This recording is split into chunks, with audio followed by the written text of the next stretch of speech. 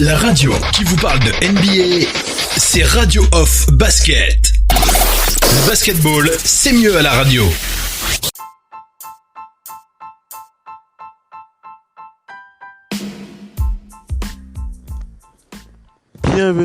Bienvenue les amis sur le podcast Radio Hall of Fame Basket. On refait le point sur l'actualité de la NBA dans ce talk show. Nous sommes dans The Big NBA Show.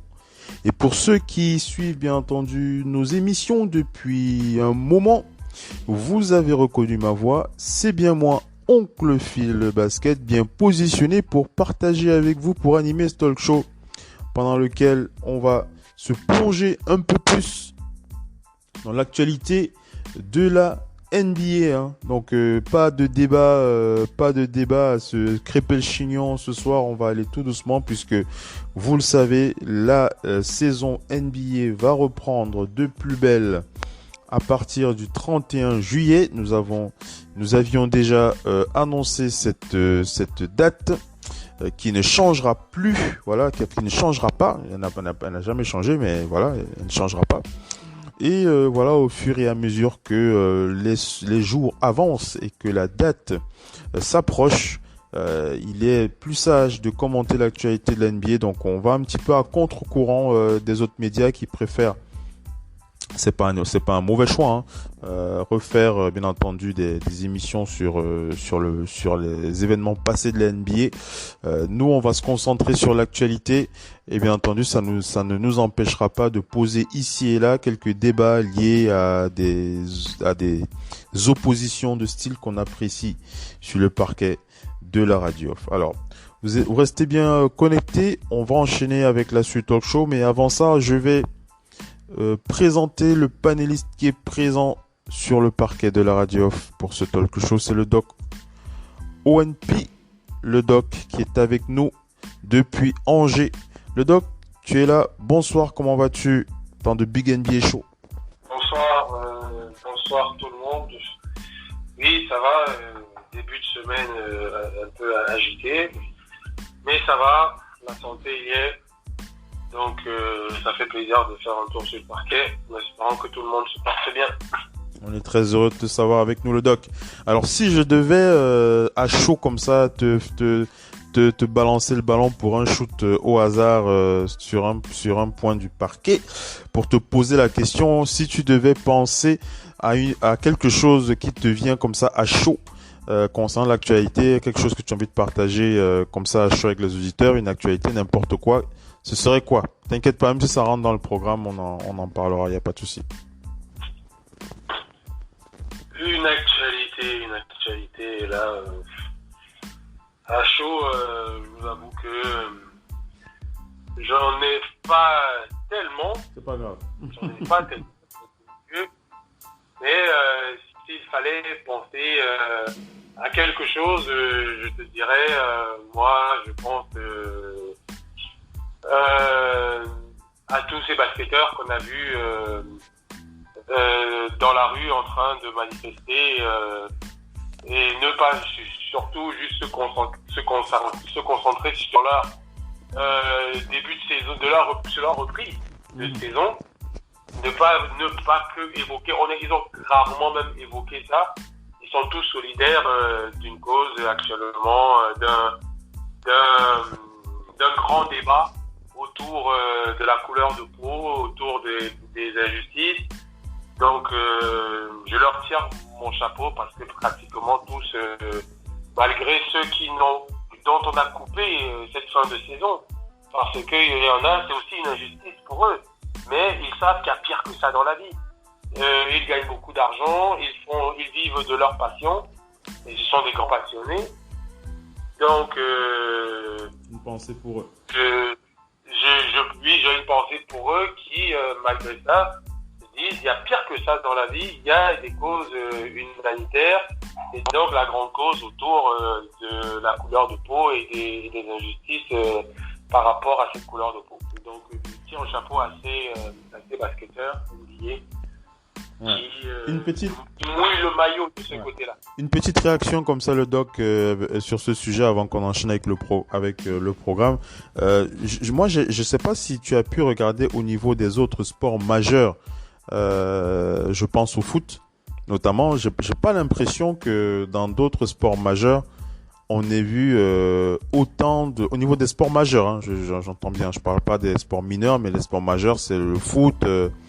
Le basket, c'est quoi, c'est quel autre sport majeur on peut le football américain, oui, le football américain, ça, il a été au devant de la scène. Mais est-ce que au niveau du foot, par exemple, moi, sauf si tu as vu ça, moi, j'ai pas vu une mobilisation des stars d'autres disciplines majeures. Je sais pas si quel est ton ressenti par rapport à ça? Est-ce que tu en as vu ou parce que moi, j'ai rien vu pour te dire la vérité. Non, moi je t'avoue que peut-être je vais pas mettre la faute sans savoir, peut-être c'est de la mienne parce que je n'ai pas trop regardé autre que le sport qui m'intéresse.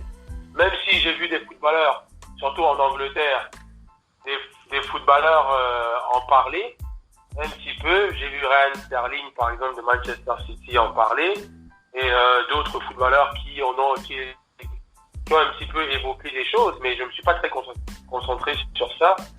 J'espère que c'est ma faute et que les autres sont mouillés un petit peu. Mais les basketteurs, c'est particulier. On sait bien que le basket, surtout NBA, le pourcentage de noirs dedans est supérieur à celui d'autres couleurs de peau. Donc, on sait que c'était quasiment un automatisme. En tout cas, de ce côté-là, il n'y a pas trop de surprise que le basket NBA soit impacté. Mais on aimerait, comme je l'ai dit une fois, comme je l'ai lu, je ne sais pas si on avait parlé ici, je pense que un jour, ce que Kyle Korver avait dit par rapport à ces injustices raciales, il était très gêné. Il était très gêné parce que il lui arrivait des trucs dans le vestiaire parce que ce sont ses coéquipiers, ce sont ses amis, et que je me rappelle de son histoire, c'était un peu, je vais pas aller raconter toute l'histoire, mais en bref, il avait eu une réaction d'égoïsme parce que par rapport à ce qui s'était passé avec un de ses coéquipiers, il n'avait pas trop été d'accord avec ce que le coéquipier avait fait dans un stade. C'est par rapport à l'affaire de Westbrook qui s'était chamaillé avec des supporters adverses.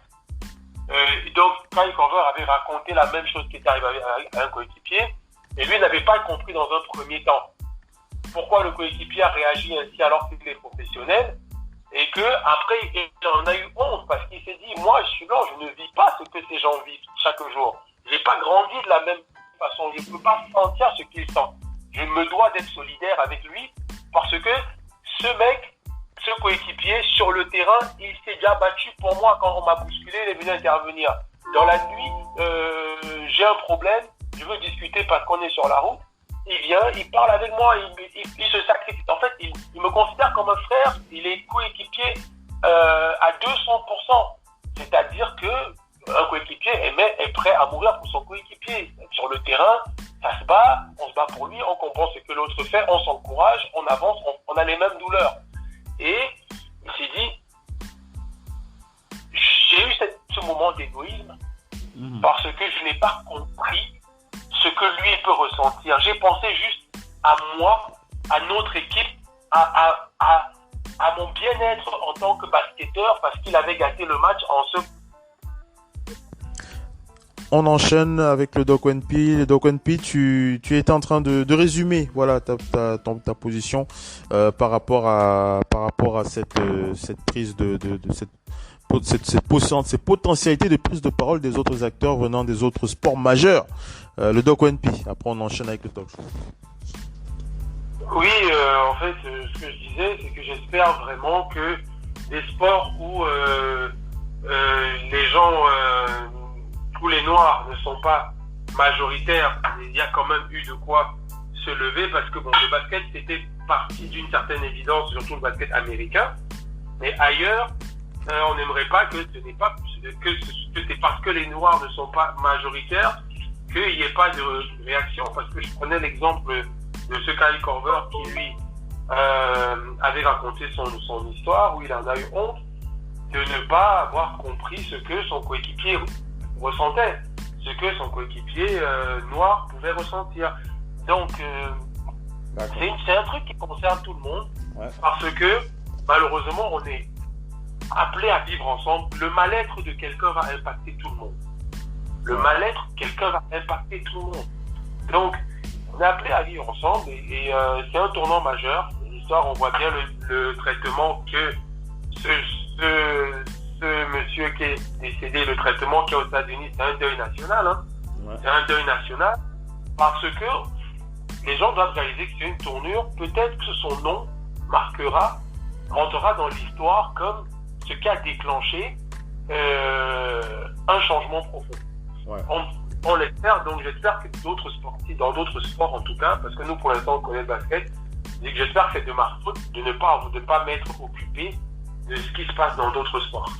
Je pense comme toi exactement. Donc si vous écoutez, si vous avez eu vent de mobilisation d'autres acteurs dans d'autres sports majeurs ou même mineurs, hein, n'hésitez pas à nous faire signe. C'est vrai que moi, je l'avoue, j'ai pas véritablement regardé. Le Doc One P aussi, il a pas forcément les yeux partout. Donc si vous avez véritablement connaissance de mobilisation de la part d'autres sportifs dans d'autres sports majeurs ou mineurs, n'hésitez pas à nous faire signe sur les réseaux sociaux, sur les plateformes Radio Hall of Fame Basket.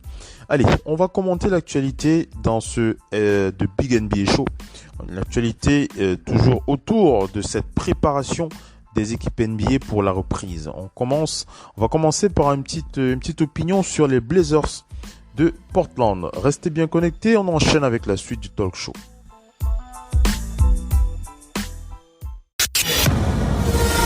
La radio qui vous parle de NBA, c'est Radio Off Basket. Le basketball, c'est mieux à la radio.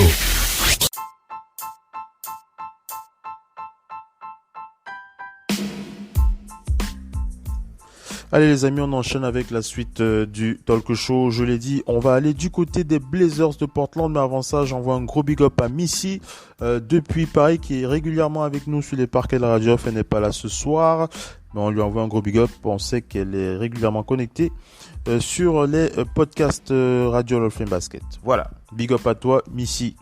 On enchaîne avec cette info, c'est du côté des Blazers de Portland. Les Blazers, le Doc One P, les Blazers qui pourraient être légèrement avantagés dans la course aux playoffs. Pourquoi est-ce que les Blazers pourraient être légèrement avantagés dans la course aux playoffs? Au fait, la date que tu cherchais, Doc, c'est le 18 pour le premier tour des playoffs. Hein, c'est le 18, je crois que c'est le 18 juillet, non? Non, c'est le 31 juillet, 18 août. 18 août, c'est 18 août, non? J'ai publié ça, on a publié ça dernièrement. Ouais, la date est sortie, on va justement revenir sur les différentes dates tout à l'heure. Revenons sur les Blazers. Donc je rappelle que une seule équipe n'a pas voté pour le format de reprise à 22 équipes, c'est les Blazers de Portland, et pour eux, il y avait mieux à faire, c'est-à-dire un retour à 20 équipes. Logique, puisqu'ils auraient eu plus de chances de se qualifier. À croire que l'effet Jean-Michel Aulas, qui milite pour un retour de la Ligue 1 du côté de la France, a dépassé l'Atlantique. Cependant, les Blazers vont peut-être être l'équipe qui va profiter de cette formule inédite qui comportera 8 matchs de saison régulière plus une confrontation en 3 manches entre le 8e et le 9e. Si l'écart est inférieur ou égal à 4 manches. À l'heure actuelle, la bande à Lillard est à 3,5 matchs de Memphis, tout comme les Pelicans et les Kings. San Antonio est à 4 matchs. Mais quel est l'avantage quel est leur avantage pour décrocher cette 9e place? En temps normal, lors d'une égalité entre deux équipes, c'est le tiebreaker qui prime. Donc le bilan des deux franchises concernées. Ce ne sera pas le cas ce ne sera pas le cas en Floride puisque c'est logique, chacun n'aura pas joué le même nombre de matchs. Ce sera donc le pourcentage de victoires qui fera foi. À ce petit jeu, celui des Blazers grimpe à 43,9%. Celui des Kings et des Pelicans à égalité avec Portland, mais qui disputeront 2 matchs de moins et à 43,8%. Donc c'est très très léger. Une aubaine, sachant que les Blazers ont été sweepés par les Pelicans et n'ont pas fait mieux que Sacramento pendant la saison régulière. Là, on parle des matchs de saison régulière, on ne parle pas de playoff. Donc une petite chance d'être qualifié pour la 8e place. Ça permet de poser le débat concernant cette 8e place, enfin pas un vrai débat, mais de donner notre avis concernant cette 8e place qui sera disputée donc entre du côté de la conférence Ouest. On n'est pas à l'Est mais à l'Ouest, entre les Blazers, les Pelicans, les Kings de Sacramento. Alors à chaud comme ça, moi je les vois. Moi personnellement, j'ai de la difficulté à les voir se battre pour la 8e place, mais on n'est pas à l'abri d'une surprise. À chaud comme ça, le Doc ONP, comment est-ce que tu as envie de réagir? Oui, excusez-moi, il y a un bruit à côté, là, je vais bouger. Moi,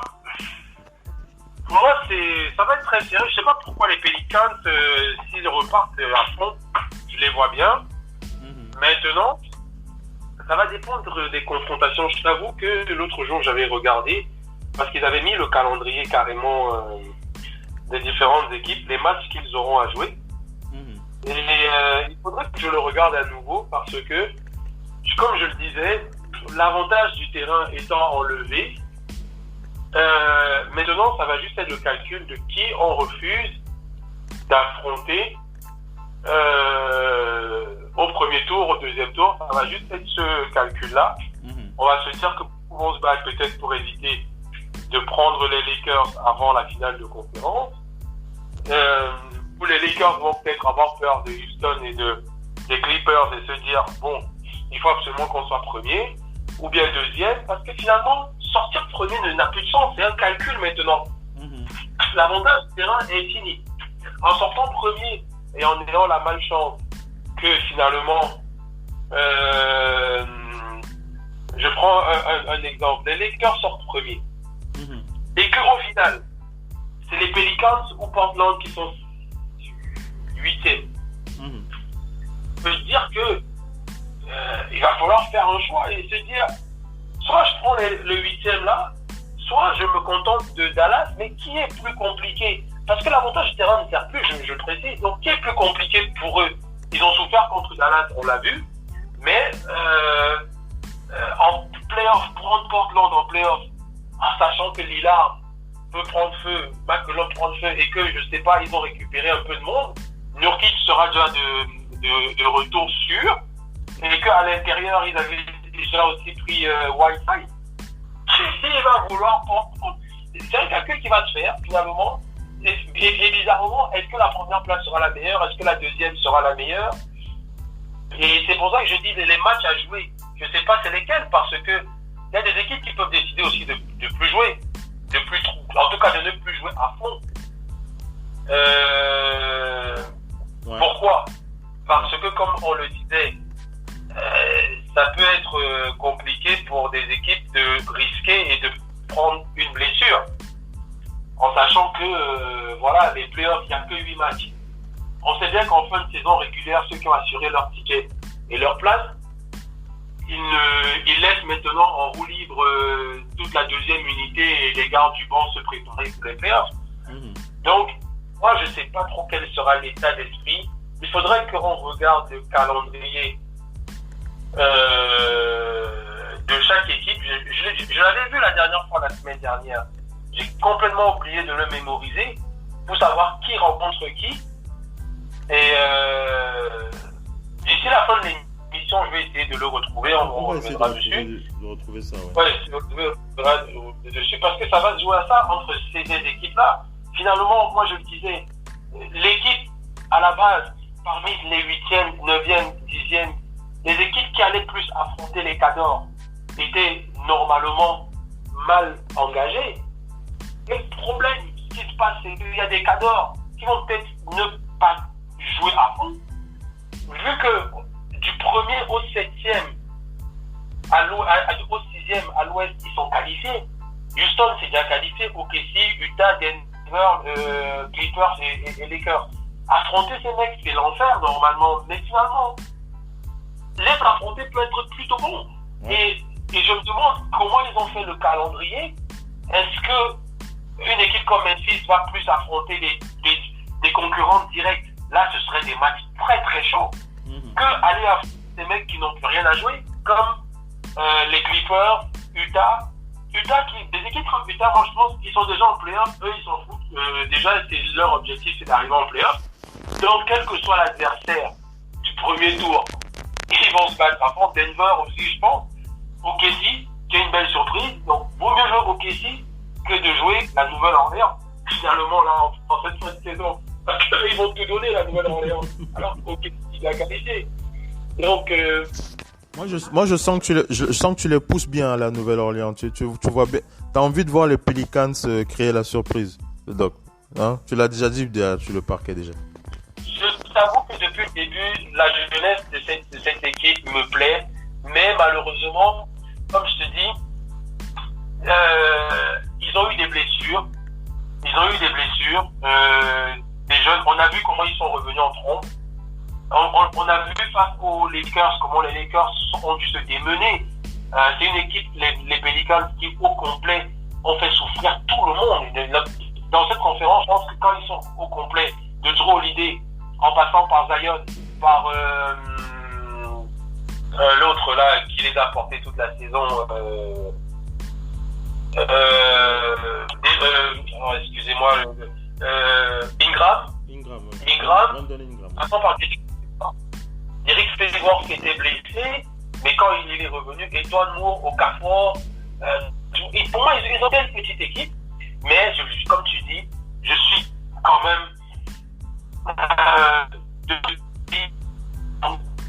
on peut tout me dire. Portland avec le retour des blessés, je pense que même les Lakers ne veulent pas les affronter. Ils vont dire vaut mieux. Ouais. Et quand même Carmelo en playoff, Joe est revenu en playoff, on veut voir.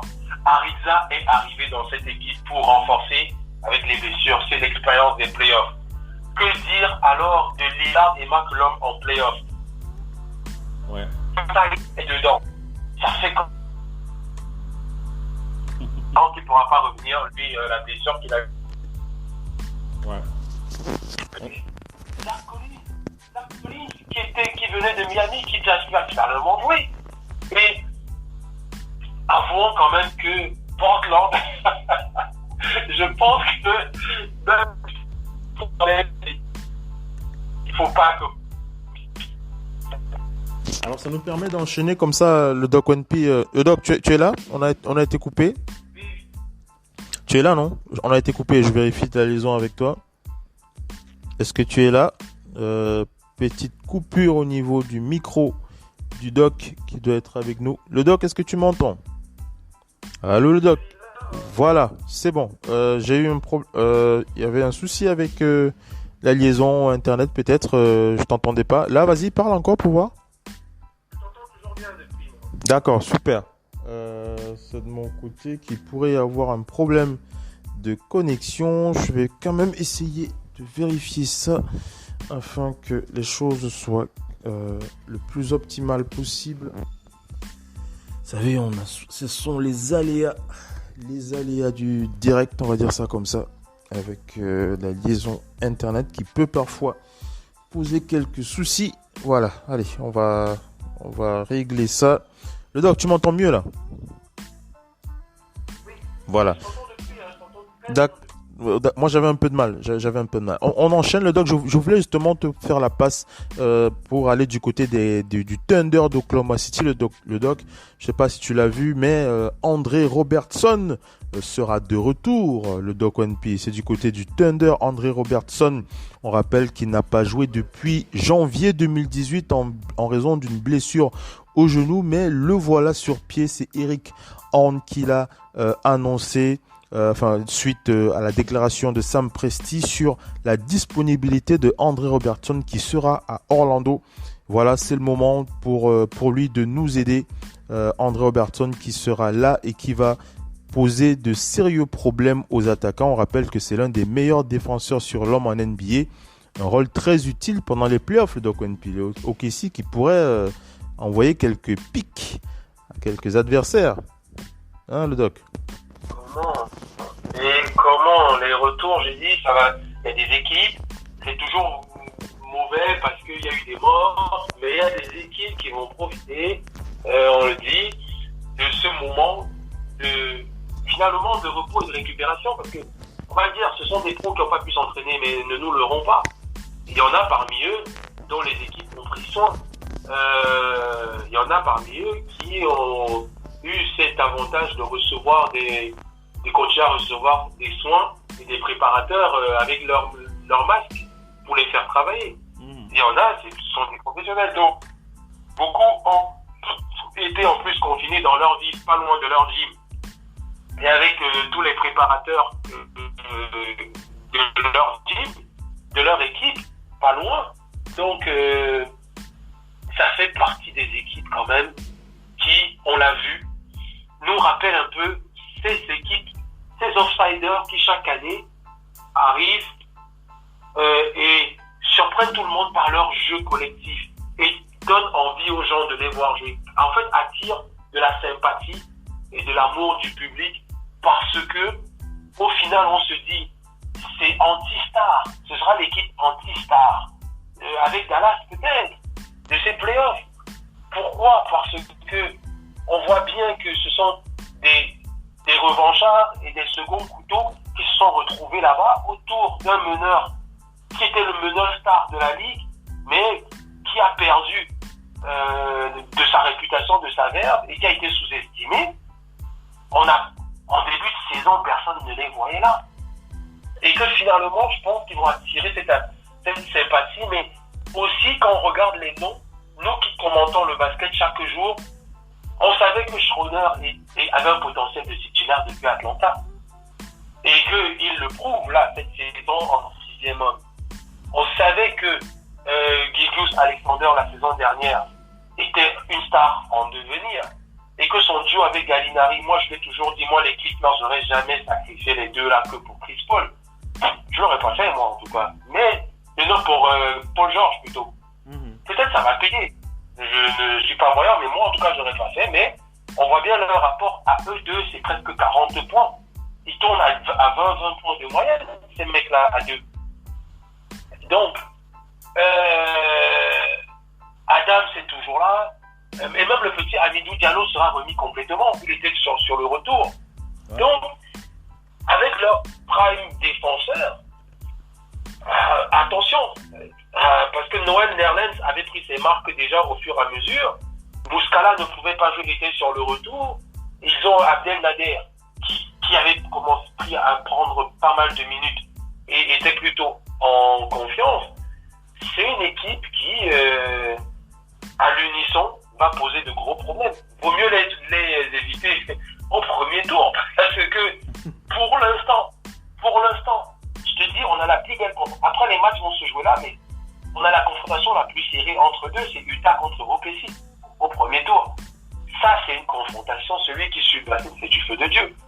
Ouais. Et d'ailleurs, c'est le dernier match. C'est le premier match qui a annulé la saison. C'est sur ce match-là que la saison a été stoppée.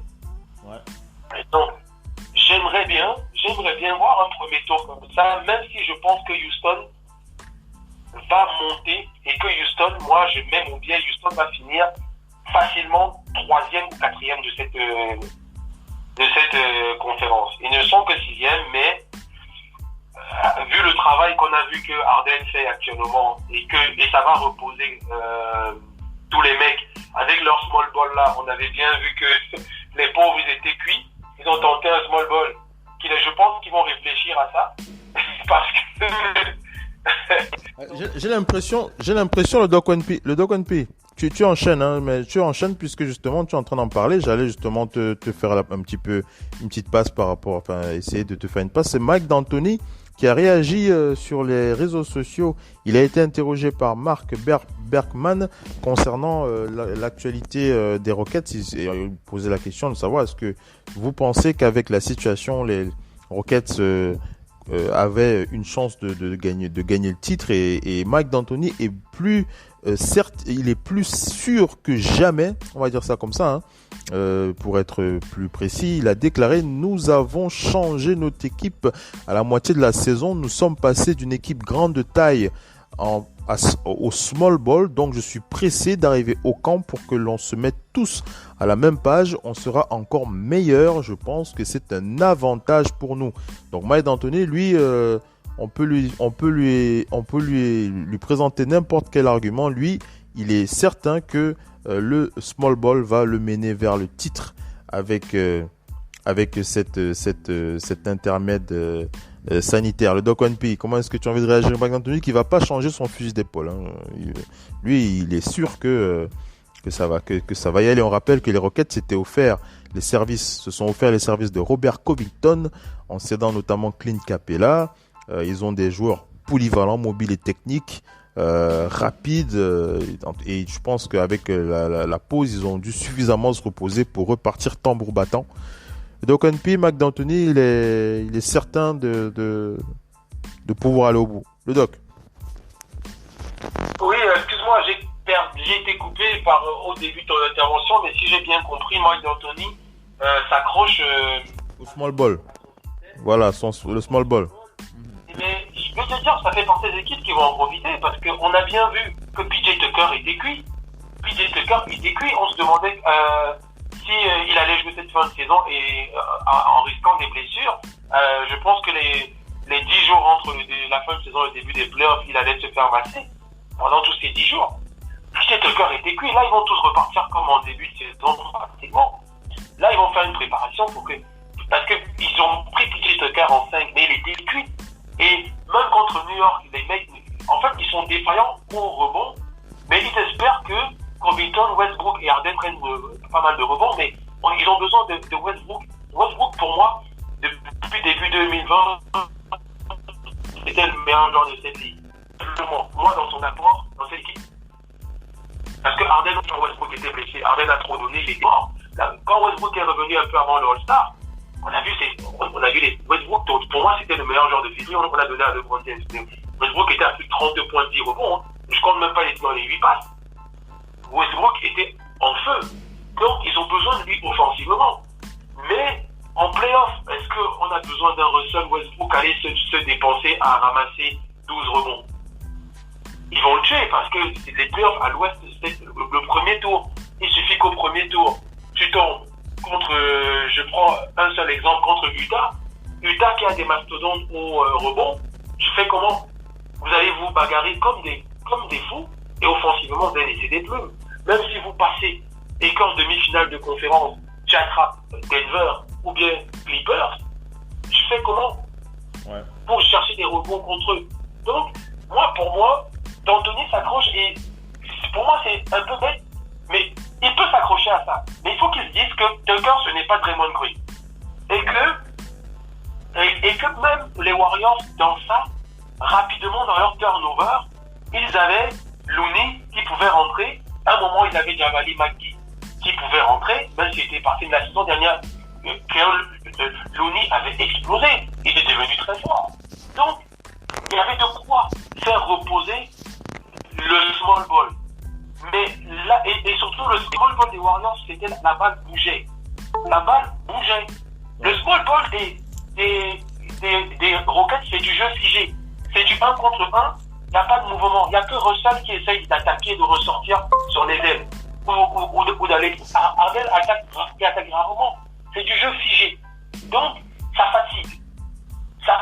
Quand le ballon tourne, au moins, tu n'as pas d'effort, à part de te démarquer. Ça va. Donc, D'Antoni ferait bien pour moi de profiter que Tyson Chandler, je ne sais pas s'il était blessé ou pas, mais de le remettre en rythme, et Hartenstein, leur jeune pivot blanc, qu'ils qu'ils ont renvoyé en D-League et qui est sorti meilleur joueur de cette D-League, pour moi, ils devraient le faire revenir et lui dire, écoute, on a commencé la saison avec toi, on peut avoir besoin de toi, il a 2m15. Qu'est-ce que vous vous privez de... Il a même plus de 2m15, je pense. Qu'est-ce que vous vous privez au moins d'être sur le banc? Parce que quand ça ne va pas, tu joues contre Gobert et que ou bien tu affrontes la bouteille des Clippers. Qu'est-ce que tu vas faire avec toute une série en perdant la bataille du rebond, en sachant que les Rockets tirent à 3 points. Donc il faut que tirer à 3 points, sinon pas de rebond, ils font comment? Donc je vois Isaiah Hartenstein, en tout cas dans le groupe, toujours, là, en tout cas sur NBA.com, sur l'application, il est dans le groupe. Il ferait bien de le mettre, parce que c'est pas DeMarre Carroll. Pourtant, ils sont bien renforcés. Pour moi, s'ils mettent Tyson Chandler et Hartenstein dans la rotation, ils n'ont peur de personne. Ni des Clippers, ni des Lakers, je le dis. La perte de Capella va les toucher peut-être, mais s'ils remettent des pivots capables de prendre des rebonds, pour moi, cette équipe de Houston, avec Eric Gordon qui sera à 100%, DeMarre Carroll qui est venu, Corvington, Jeff Green est là, et on va pas le faire le pivot. Ça, c'est pour le tuer. Pourquoi vous faites Jeff Green en pivot? Pourtant, ils ont tout. Pour moi, ils sont ces mecs-là, avec Ben McLemore, j'ai oublié Austin Rivers. Ils sont tout pour n'avoir peur de personne. Ouais. Mais si Anthony insiste sur small ball, même en sortie de banc, il n'y a aucun grand.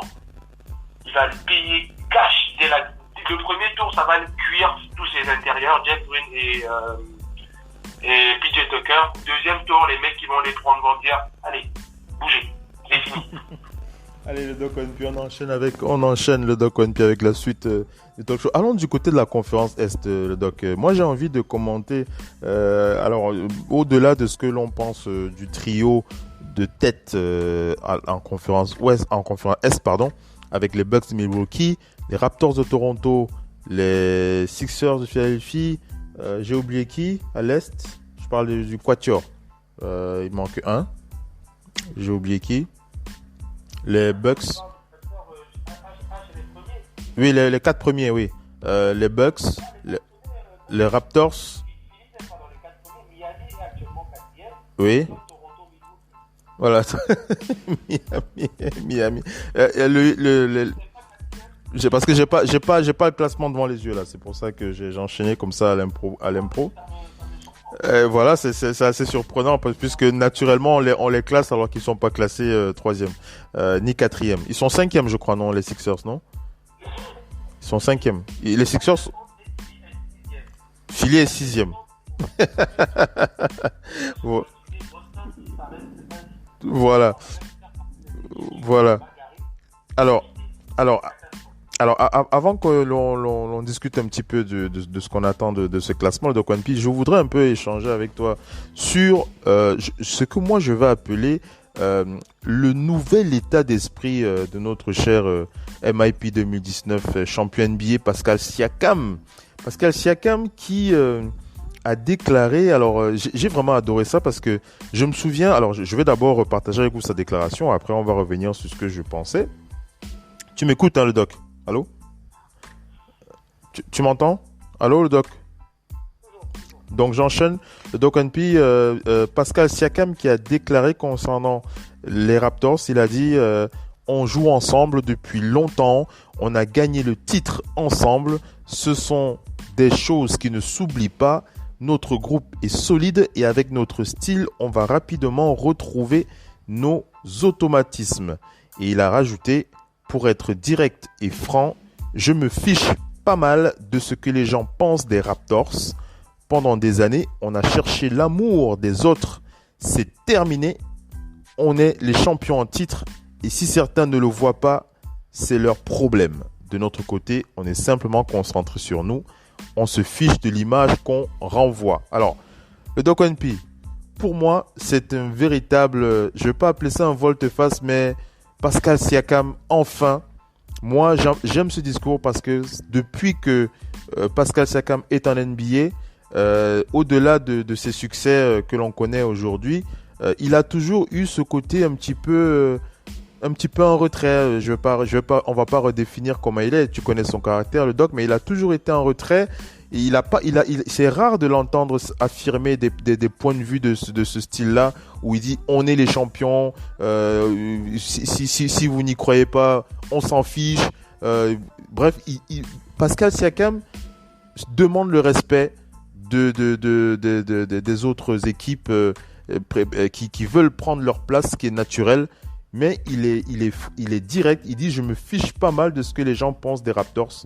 Pendant des années, on a cherché l'amour des autres.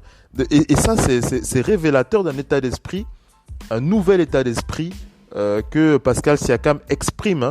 On l'a pas souvent entendu parler comme ça. Et moi, quand je l'entends parler comme ça, moi, je suis très heureux. J'aime ce genre d'état d'esprit prêt pour la bagarre, prêt pour aller vaincre, prêt pour gagner. Le Doc One P, un commentaire. Pascal Siakam qui change d'état d'esprit, moi c'est comme ça que je le vois et c'est à féliciter. Le Doc, comment toi tu commandes ça? Oui, c'est ce qu'on attend un petit peu de lui depuis.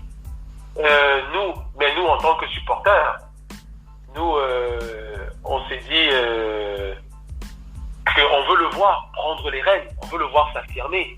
Déjà la saison dernière, il faisait ce qu'il a pu, mais on lui reprochait cette timidité, autant dans la parole, parce qu'on peut se dire que c'est quelqu'un de passif, que sur le terrain. N'oublions pas que sur le terrain, on s'est toujours dit, vas-y, tu peux le faire, attaque ce cerf, n'aie pas peur. Il y avait beaucoup de respect, et c'est très bien aussi, ça montre une certaine éducation, mais en même temps, aux États-Unis, on le sait, la force de caractère des joueurs peut leur permettre de franchir des étapes plus rapidement. On a vu des rookies venir s'imposer dans des équipes en disant j'ai été drafté en tant que star, c'est maintenant moi la star. Pourtant, il y avait beaucoup d'anciens. Maintenant, Pascal, lui, il a forgé, il est rentré dans le système, il a creusé son trou. Et cette saison, avec son contrat qui va se préparer, il doit être conscient qu'il n'est plus au niveau d'être timide et de trop respecter les autres, que ce soit les coéquipiers et les adversaires. Mm-hmm. On a vu son début de saison de Tony Truant qui était satisfaisant. On a vu sa saison. Le public mondial l'a mis dans le 5 entrant du All-Star, c'est-à-dire dans les 10 personnes, les 10 basketteurs les plus populaires, les plus aimés sur cette terre.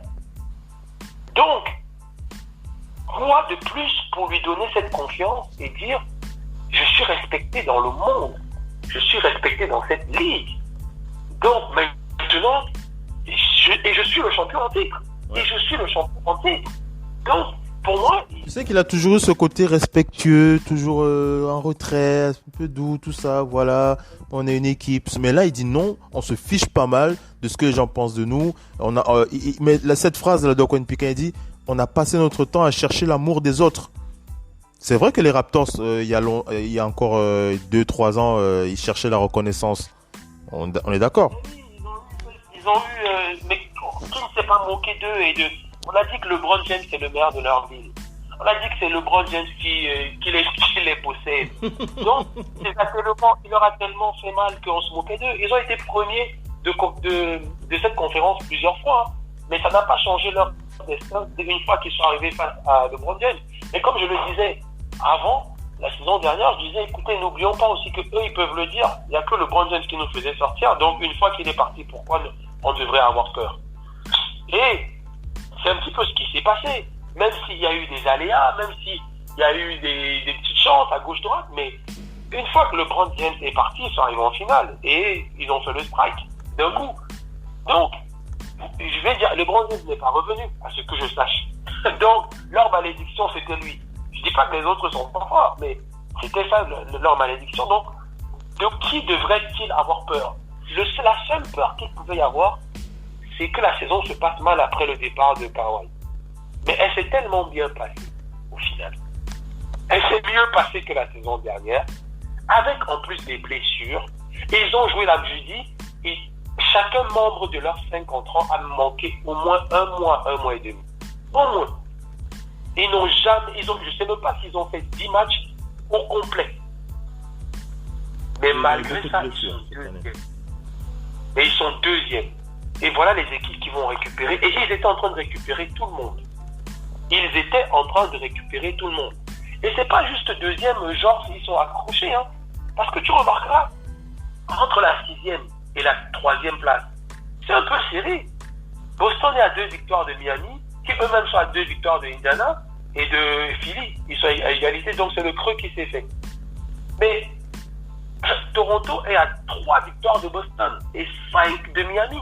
Donc Toronto est sûr et certain d'être 2e ou 3e maximum en cas de catastrophe. La catastrophe, ce serait 3e.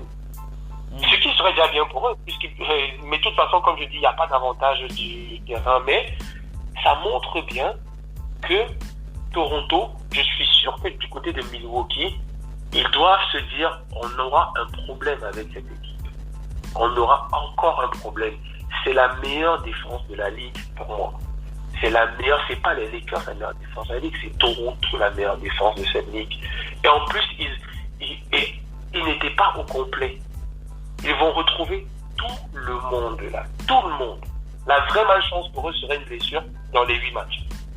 La vraie malchance, parce que au complet, et pire que ça, grâce aux blessures, ils ont recruté des éléments très importants. Quand je parlais de Stanley Johnson et de Hollis Jefferson, qui vient des Nets, tous ceux-là se sont acclimatés avec l'équipe. Ils ont compris le système parce que ils ont peut-être le meilleur coach réel, en tout cas le meilleur pour moi parmi les coachs, c'est le meilleur connaisseur du basket.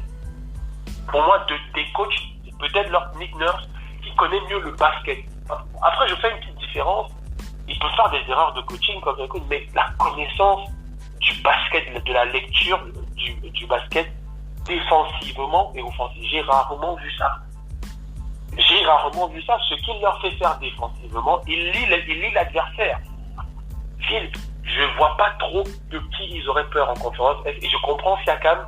Ils doivent s'être assis et ils se sont dit, les gars, au fait, on nous avait promis l'enfer cette saison. Parce que Kawhi partait. Regardez où on est. Ouais. Regardez juste où on est. C'est-à-dire que dans toute la NBA, je dis bien toute la NBA, ils sont 3e. Ils ont plus de victoires que les Clippers. Ils sont 3e de toute la NBA. Donc, c'est sûr qu'ils se sont assis, ils se sont dit, mais nous sommes les champions, on est en train de le prouver. Pourquoi devons-nous avoir peur? Regardez ce qu'on a accompli avec toutes les blessures. Avec les gars en sortie du banc, ils ont toujours trouvé une solution. Toujours. Quand il y avait des blessés, Chris Boucher a élevé le jeu. On a vu. Terrence Davis a élevé le jeu. On a vu. Hollis Jefferson. Ibaka, méconnaissable. Ibaka, offensivement, une machine de guerre. Toujours 6 pour défenseur. Ibaka mettait 22, 23, 24 points à presque tous les matchs quand les autres n'étaient pas là. Ouais. Il a fait des points à plus de 30 points. Kyle Lowry, confirmation totale. Il se blesse, il revient, il fait des cartons. Il se blesse, il revient, il fait des cartons. Norman Powell a montré qu'il pouvait être titulaire et c'est leur plus réel de cette saison. Il est rentré dans le 5 comme Kawhi est parti. Ouais. Et ça a fait mouche. Van Vliet, que dire de Van Vliet? Chaque fois qu'il revient de blessure, on croit que... chaque fois, on se dit, est-ce que c'était le hasard, que c'était ses performances? Il revient et vous dit non. Donc, pour moi, là, j'ai parlé de tout le monde. Je ne parle même pas de Pascal parce que c'est un autre problème, ça, maintenant. Donc, dans cette conférence Est, j'ai bien peur que ce soit, pour Milwaukee, en tout cas, mais moi, je l'avais dit avant la fin, avant le début du confinement, j'ai bien envie de mettre mon biais sur Toronto pour encore pas arriver en finale. Ouais. Je les sens bien pour encore. Moi aussi, j'ai envie de mettre un biais sur en finale, le doc. Moi aussi, j'y crois.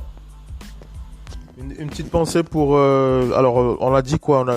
Pour les autres équipes, après, on clôture, le doc? La conférence Est. Oui. Oui, en conférence Est, moi, je dis, ça va... Voilà le même calcul qui va se poser. Parce que si on prend d'abord derrière, on sait que Washington a vraiment voulu essayer pour essayer. Ils sont à 6 victoires de Orlando. Et comme je disais, on va dans le pourcentage, donc c'est les défaites. Ils sont à 5. Donc, il faudrait que Orlando perde. Sur les 8 matchs, il faudrait qu'Orlando en perde 6. Et qu'en parlant sur Washington, on gagne 6 minimum. Je me dis que ça a l'air déjà scellé. Washington va essayer à l'orgueil. Tant mieux, ça va faire un petit spectacle. Mais si on considère que les 8 sont déjà acquis, ça va dépendre qui veut affronter qui. Mais je pense que Philly va se battre pour accrocher la 4e, au moins. Même s'il y a plus d'avantage du terrain, parce que ce serait bien pour Philly d'éviter quand même Boston au premier tour. Donc, un peu fait pareil comme ça dans le podcast. Je sais pas pour toi, mais pour moi. Oui, je vois le danger. Je vois le danger aussi. Philly, Boston, ça risque de cuire pour Philly. Ouais, je suis d'accord. Oui, voilà, c'est ça. J'ai bien peur pour Philly que Boston qui va récupérer encore aussi du monde. Blessé vers la fin, les Marcus Smart et le reste commençaient à être physiquement touchés.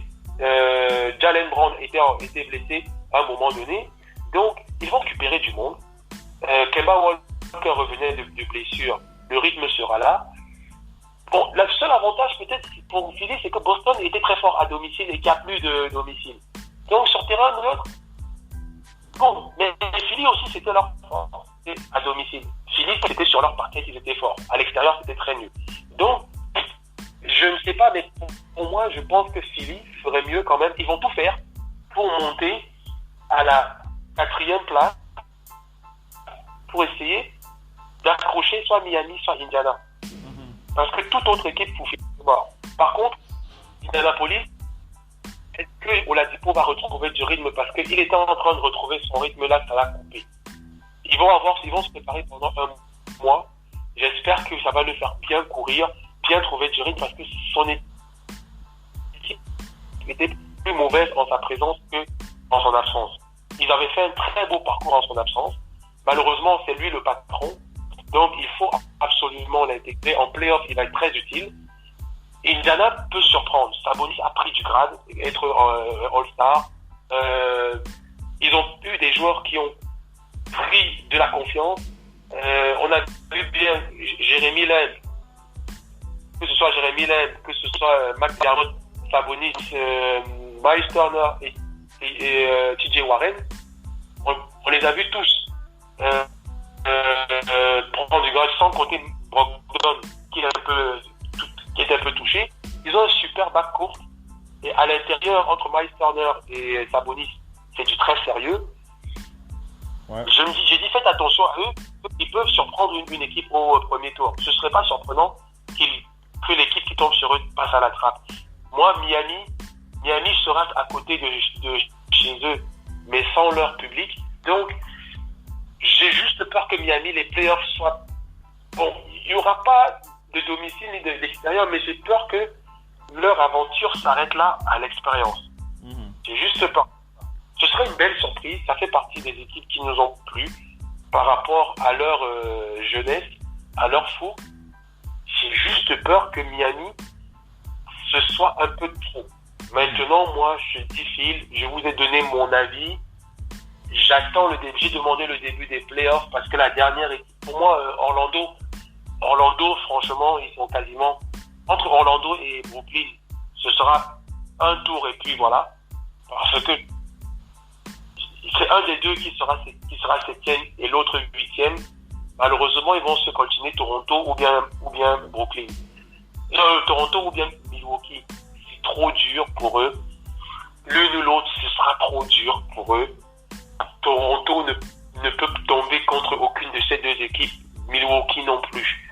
Ouais. Par contre, moi je dis, les playoffs commencent. J'ai bien envie de rêver. J'en parlais avec un autre gars du basket l'autre jour qui m'a dit que lui pense pareil. Après, il m'a rassuré dans mon avis. J'ai envie de rêver parce que le gars avec qui je parlais en plus a eu ce genre de blessure. Il m'a dit, Simon, si les playoffs commencent en mi-truc, en tout cas jusqu'à début septembre, si c'est en mi-août, Si c'est en mi-août, non, c'est en mi-juillet finalement. Tu m'as dit c'est le 18 juillet. Ouais. 18, ouais. Ouais, le 18 juillet, ça fait tôt. Mais nous, on se disait que si c'était en mi-août, Kevin Durant ne peut pas ne pas jouer. Parce que c'est impossible qu'il commence la saison suivante sans avoir joué, puisqu'il n'y a pas de temps de repos. Maintenant, si c'est mi-juillet, ça sera trop tôt. Ils vont se faire sweeper, et voilà, ça ne sert à rien du tout qu'il aille jouer. Ça sert à rien, mi-juillet, c'est en plein été. Ça aurait été début septembre, j'aurais considéré ça comme le début de la préparation habituelle, parce que d'habitude, les équipes se retrouvent en début septembre pour préparer leur saison. Je me serais dit, là, il doit jouer. Mais donc, non, si c'est mi-juillet, ça ne sert à rien. Surtout, vu l'adversaire en face, je peux te dire surtout que Kyrie Irving ne sera pas remis de son opération de l'épaule. Ça ne sert à rien d'aller s'aventurer là-bas dedans. En tout cas. Donc, moi, c'est le tour que j'ai envie de faire là. Et j'espère vraiment que on va avoir des demi-finales de conférence de haut niveau et que Philly sera dedans. Comme vous savez bien, pour nous, les cadors de cette affaire, c'est Toronto, Milwaukee, Boston et Philly. On aimerait les voir s'affronter en demi-finale de conférence. Voilà un peu pour la petite visibilité, la petite analyse qu'on peut faire de ce qu'on attend, de ce qu'on espère pour ces playoffs, en tout cas pour cette reprise. Ça va être bizarre de revoir ces matchs, en tout cas dans le contexte qui nous est présenté du côté d'Orlando, du côté de Walt Disney. On a hâte de voir tout ça. On va commenter, on commentera les premières rencontres. Bref, on sera bien positionné. Un dernier point de OnePiece, je sais pas si tu l'as vu sur les réseaux, mais le calendrier inquiète les joueurs. Le calendrier inquiète les joueurs parce que une fois la saison terminée, les choses vont s'enchaîner, les choses vont s'accélérer et il y aura beaucoup de mécontents.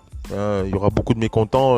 Je pense que je sais pas si la NBA doit revoir un petit peu comment est-ce qu'ils peuvent équilibrer un petit peu le calendrier, en tout cas pour l'après-saison.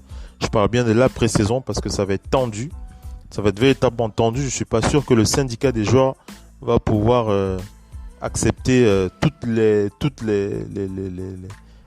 décisions de la ligue de Doc NP. Je sais pas si tu as pu regarder un petit peu, mais ça va se resserrer avec toutes les dates qui se repoussent, qui se repoussent. Le calendrier va être très serré, ce qui fait que la saison prochaine sera très courte, forcément. Donc ça va être dur, ça va être dur. Le Doc, dernier point là-dessus. Oui, effectivement, ça va être serré, ça va s'enchaîner, et on ne sait pas surtout ensuite.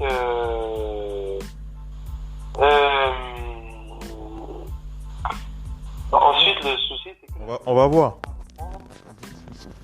Mais j'ai même vu, j'ai lu hier que les équipes pourront commencer à recruter dès le 22 juin.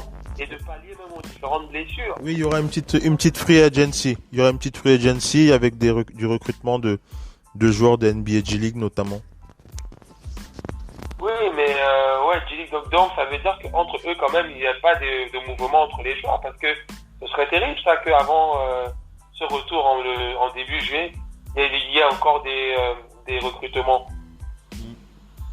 Parce que j'ai entendu parler, tout le monde se dit Toronto devrait prendre une Carter comme c'est pour la fin, pour le clap de fin, ne serait-ce que sur le un contrat d'un jour comme ce que les Celtics ont fait avec Paul Pierce peut-être. Ouais, voilà, voire même des playoffs, qui sait. Je sais pas. En tout cas. Maintenant, c'est vrai que ça va être très serré et que je me demande comment ça va se gérer physiquement. On a hâte de voir comment ça va se passer, mais en tout cas ça va pas être évident. Ça va pas être évident. On aura l'occasion de revenir dessus. Vas-y. Tu penses quoi? Tu penses que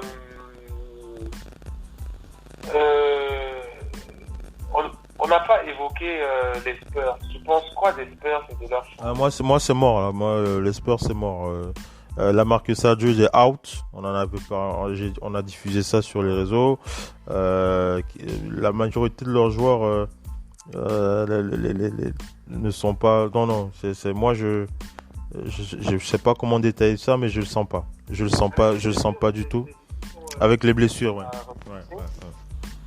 Est-ce qu'ils vont pas aller chercher parmi les éliminés des joueurs? Pour combien de temps? Pour la fin de saison peut-être?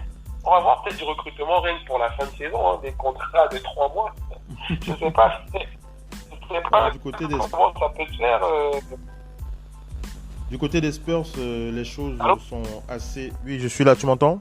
Tu m'entends bien?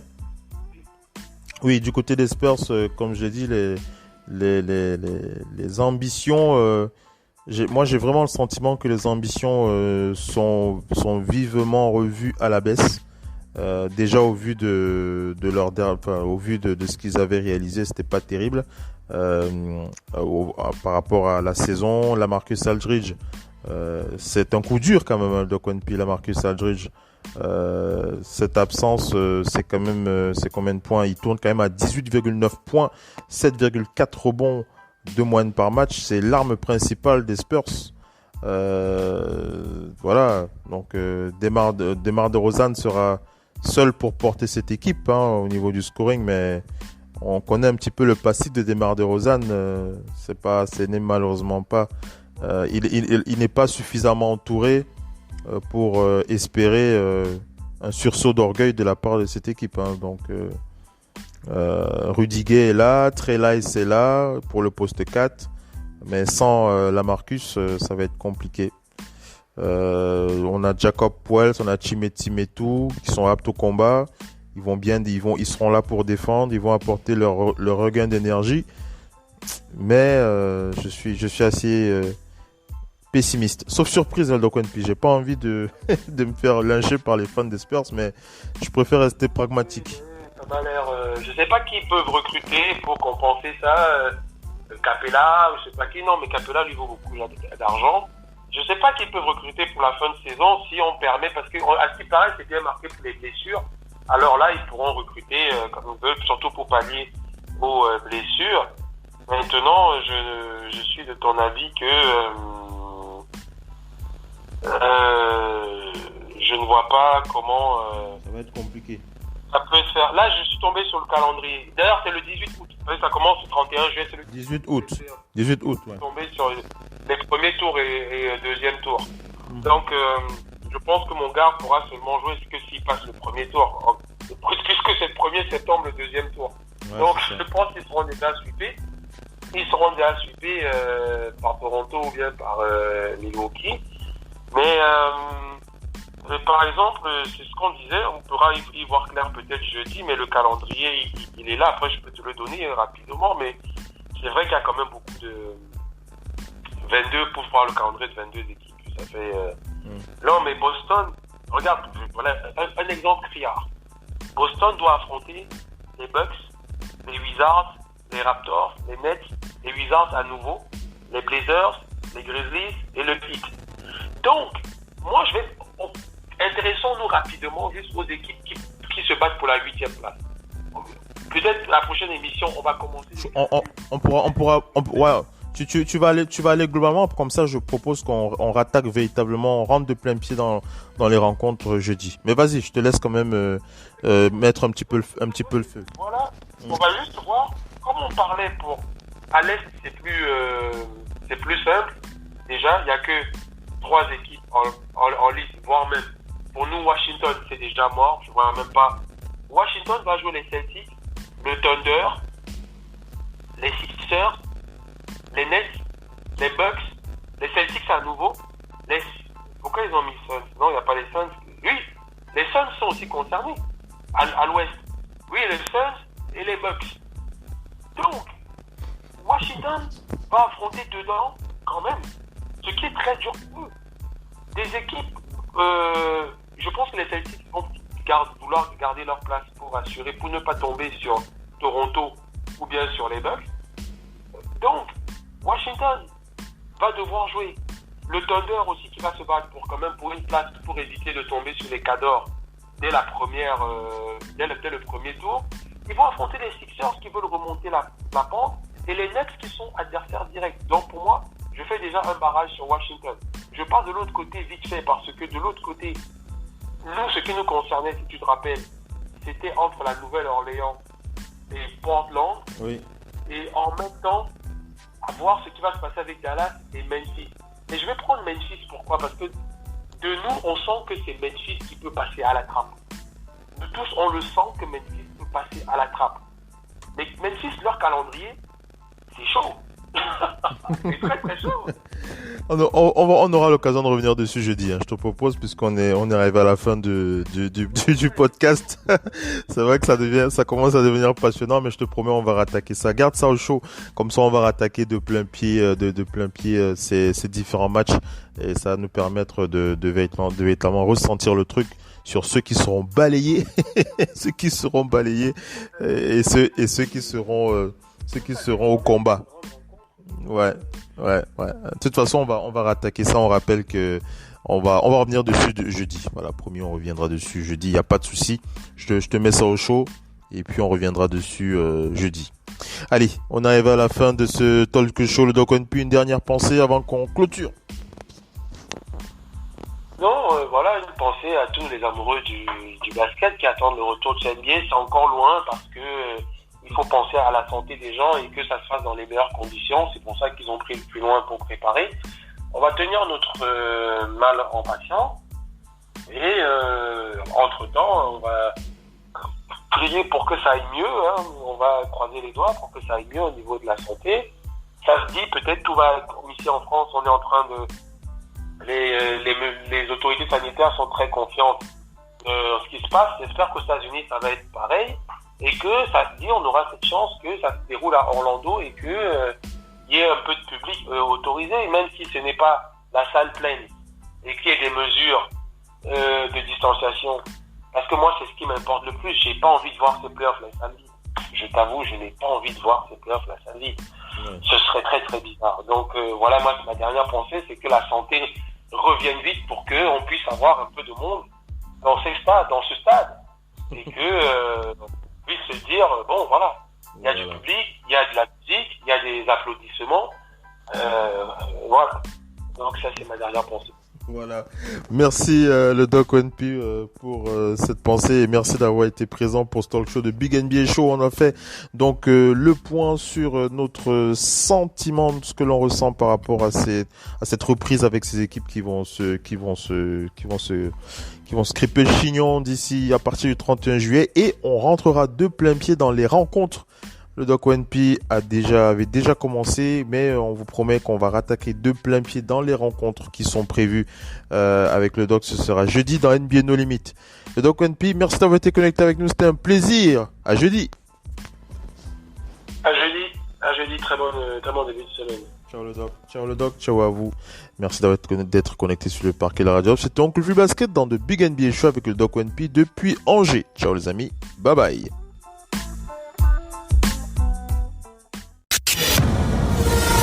La radio qui vous parle de NBA, c'est Radio Off Basket. Le basketball, c'est mieux à la radio.